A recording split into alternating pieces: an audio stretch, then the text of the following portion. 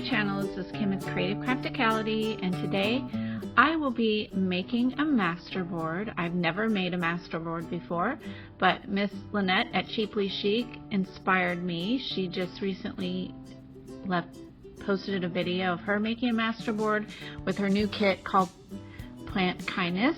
I am on her design team and I received the beautiful kit. If you'd like to see my unboxing, I'll have the link for that down below. But she inspired me to make one, and what I am using for my base is an old grocery stack with the kind with the handles, and I had reused it several times to carry things in, and then I was just ready to throw it away or recycle it and decided this would be perfect. So now I am going through all of the papers that came in the kit to see which ones I wanted to use, and then I pulled a music sheet that I had in my stash and another vintage page. I can't remember what the book was from, so I have that, but most of what I'm using is from the kit. And now I'm just going to go through and tear pieces from the pages and decide which ones I want to use. I love all the images that are in these book pages, so I definitely wanted to use certain pieces. And then I'm also trying to tie the papers together by using them on different places on like both sides of the background, if that makes sense.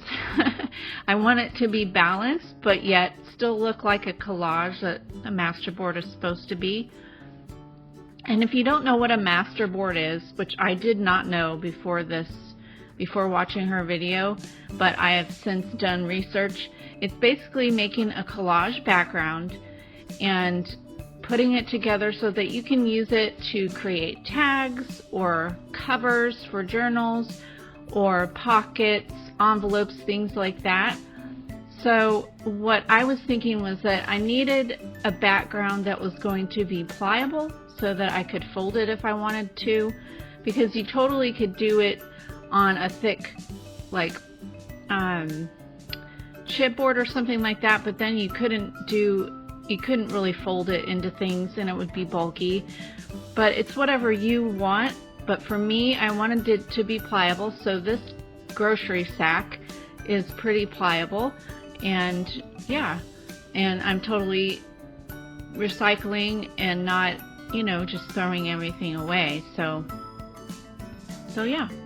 So now I did pull the tissue paper that the journal is wrapped in that Miss Lynnette sent to me, and that's pink, so I thought that would go well as a background piece.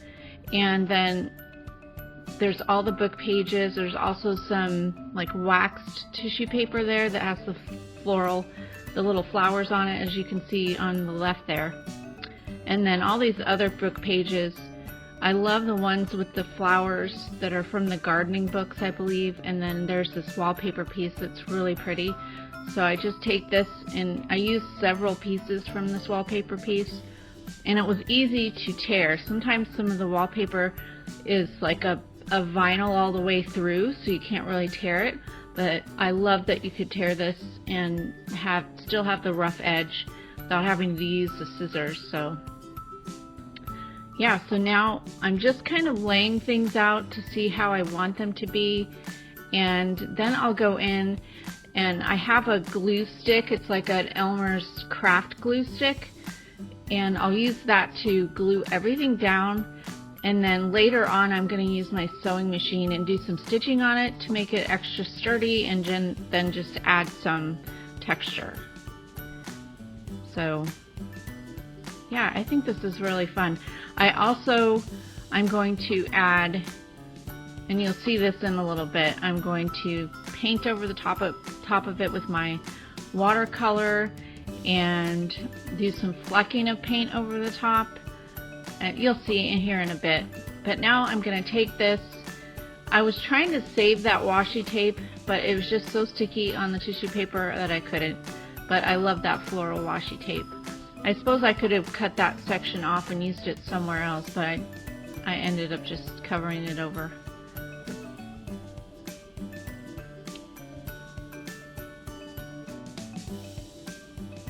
You could also use like a Mod Podge to do this. I think that's what Miss Lynnette did. But I decided to use the glue stick because I knew I was going to be sewing over the top.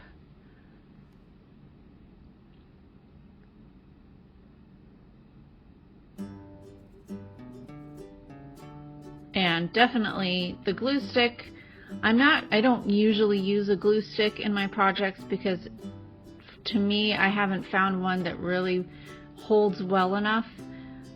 But I knew that because I'm sewing over the top, that this would do the job for what I needed it to do.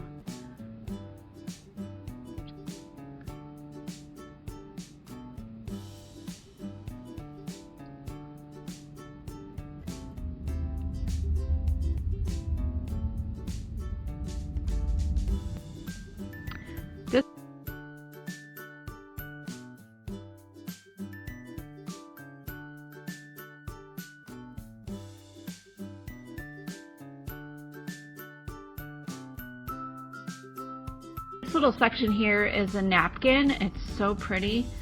I just had to make sure that I pulled all the second and third layers underneath it, and then I glued it down with my glue stick. But it had flowers and it had butterflies on it, so it went perfectly with this kit. Yeah, and then the best way for that to go down would be to glue the base and stick it down, because it's kind of hard to hold a tissue or a Kleenex or a napkin and put glue on the napkin. It'll just rip up.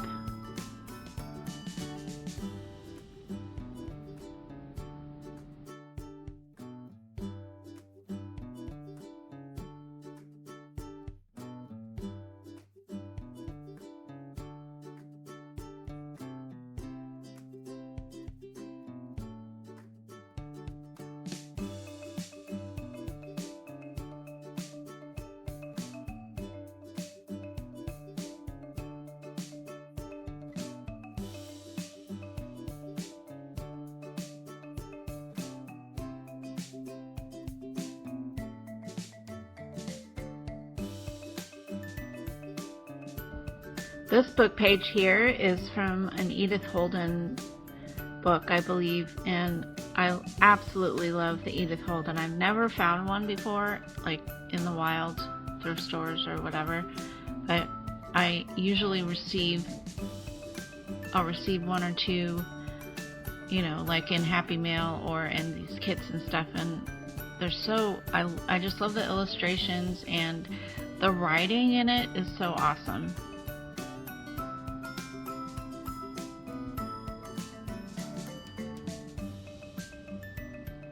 Now I have those little sections there that aren't covered, so I'm trying to look in my scraps to see what I have, and I'm going to add another piece from that wallpaper and just add it underneath that piece to kind of cover up that empty spot.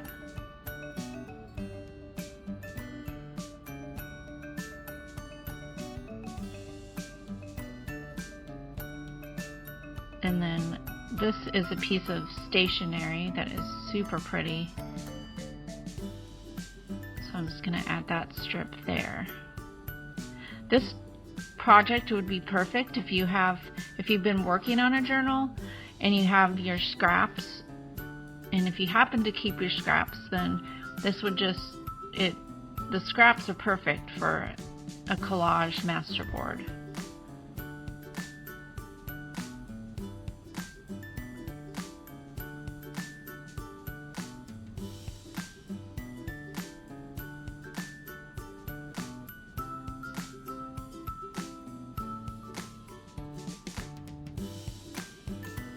Now I'm going to just go through and add some glue in places where it looks like the edges are coming up, and just kind of look over my project and see if I need to add any pieces to a different part of the board. Just like this music sheet, I thought I needed another music portion on the far left there, and that just kind of covers up that little bit on the side there, and it adds the music and makes it more balanced across the page.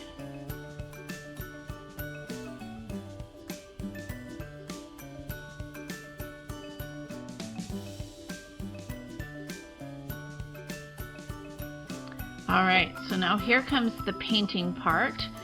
I'm using white and just going to cover everything over the top just to mute all the colors. You don't have to do this, that's just what I did. But if this will help if I want to do any journaling over the top of it once I make them into my ephemera pieces.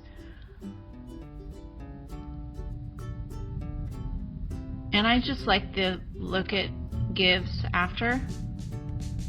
You could use probably acrylic, but the watercolor was just a little bit easier, I guess. It wasn't as drastic of a change. And these are, I think this is my Tombow set of watercolors. They're really nice, a really nice set. I'll put the link for them down below. But I received these as a Christmas gift one year and absolutely love them. I used them mainly before in my Bible journaling, but I mean, you can totally use them for anything.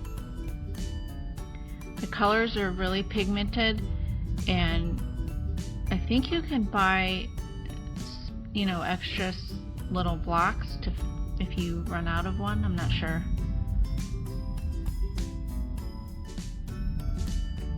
If you're worried about the watercolor wrinkling your page, it did a little bit, but nothing too drastic, and it just makes it look more aged in the end.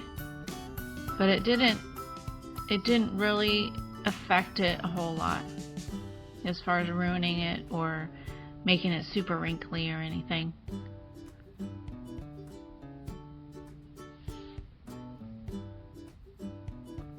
Alright, so now I want to add some color to it, so I'm going to just pull colors that are in the images that are already on there, and I'm taking a piece of acetate and adding some color to the acetate and then just smushing it and putting it down on the page just to add random spots everywhere. I started with the light pink, and then I added some green, and then I also added some more vibrant pink in there.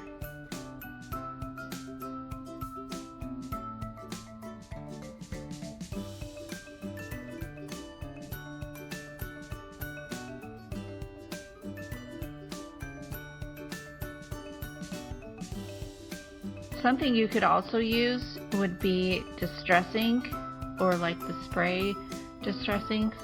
That would look really pretty. Or you could just do like drips with those, like a little dripper. I don't know what they're called. The kind that where you like squeeze it and you suck up the liquid and then drip it. I guess it's called a dripper. I don't know. Now I'm just flicking paint. I love this effect. It just leaves little dots all over the place. It also makes a mess on whatever you're working on, so just know that too. But I added flicks of the darker pink. And then I'm going to make sure everything is dry before I move on to my next layer. This is just a craft heat gun. Anything that I'm using on this that I can find links for, I'll put them down below. Now I have some templates that, like plastic templates that I've had in my stash. This one is really pretty. It has a butterfly and some flowers. So I'm going to take some texture paste and use a spackle, little spackle thing. And that's my like professional end of the paintbrush method of getting texture paste out. I don't use this that often, but I thought, well, it'll be good. So the trick I'm finding to this, because I don't use it that often, is for the texture paste to be a really, really thin layer. The one on the corner, that one was a really good impression on the corner. The other ones, there were some good impressions, but a lot of it just came off. But it still looked really cool at the end after I was done. So like I had to put it back down to try and fix it a little bit. But I found that less is more when it comes to the texture paste, and it makes a better impression when it's just a really super thin layer. So I did that over several sections, just wherever I wanted to do it, and now I'm going to dry it.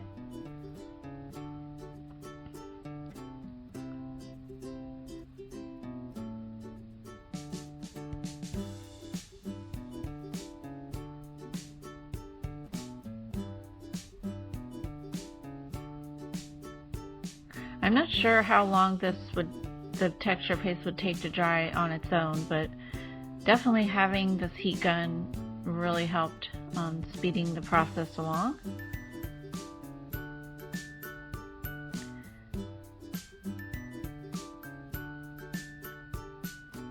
Now I wanted to add this piece. This is the little letter that Lynnette puts in every kit. And I love this the rose bundle that she had on the front part. So I'm just going to fussy cut this out and glue it down. And then you'll see later I add some gilding wax to the paper, to the Masterboard, the whole thing. And I added that around the edges. I'm just going to glue it down. Actually, I was going to use my tacky glue, but I just used that because I decided I'll do some stitching around it as well.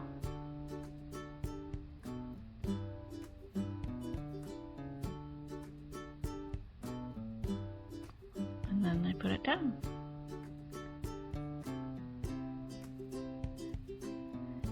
Now here's my gilding wax. This is a gold. I'll put a link for it down below too.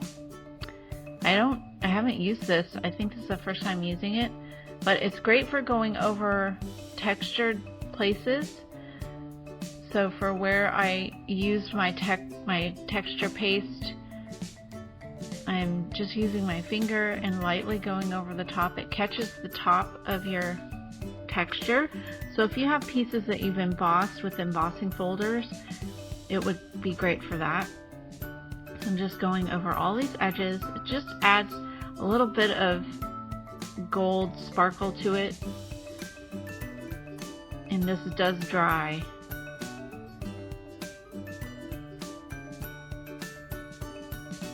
You could use like a buffing brush or a stencil brush on this, but just using my finger I could just lightly go over the tops.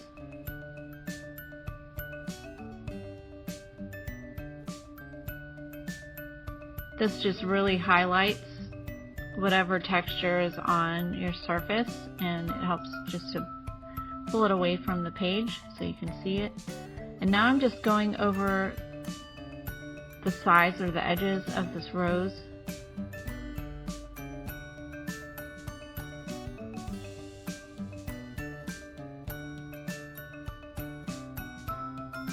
And that is it for that part.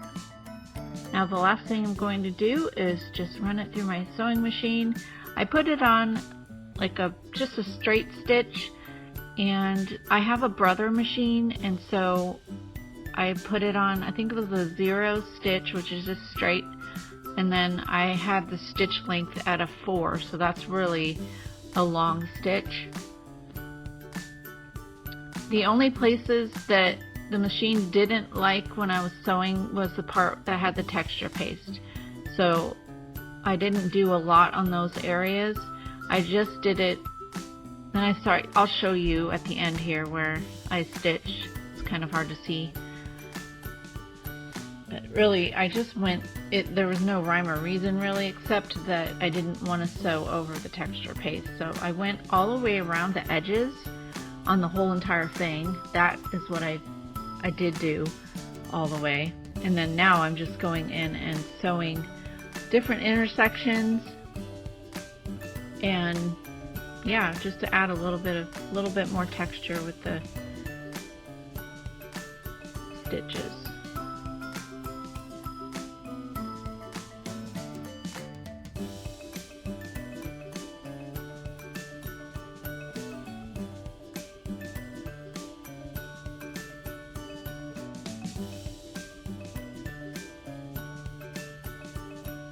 Alright guys, so here is the final Masterboard. I think it turned out really pretty. Hopefully you enjoyed watching this process and gives you inspiration. Go ahead and check out Lynnette's channel. It's Cheaply Chic, and also her Etsy shop if you're interested in this kit. I think she may just have ephemera packs at this point. But yeah, if you enjoyed this video, give me a thumbs up, leave me a comment, and subscribe, and I'll see you again later. This is Kim with Creative Crafticality. Bye. God bless.